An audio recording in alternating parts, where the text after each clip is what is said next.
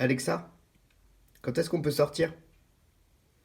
Le gouvernement a mis en place un dispositif de confinement sur l'ensemble du territoire à compter du 17 mars.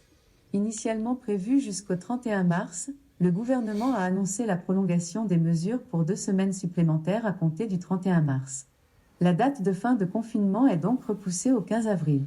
De plus, le gouvernement a décidé de renforcer ce confinement par décret applicable à partir du 24 mars, pour la pratique sportive désormais limitée à 1 heure par jour, à moins d'1 kilomètre de chez soi, seul, puis en interdisant les marchés ouverts sauf si une dérogation a été accordée aux maires, et enfin les déplacements pour motif de santé ne seront autorisés que sur convocation médicale ou pour raison urgente.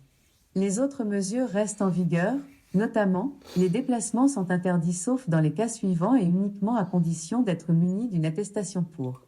se déplacer de son domicile à son lieu de travail dès lorsque le télétravail n'est pas possible, faire ses achats de première nécessité dans les commerces de proximité autorisés, se rendre auprès d'un professionnel de santé, se déplacer pour la garde de ses enfants ou pour aider les personnes vulnérables à la stricte condition de respecter les gestes barrières.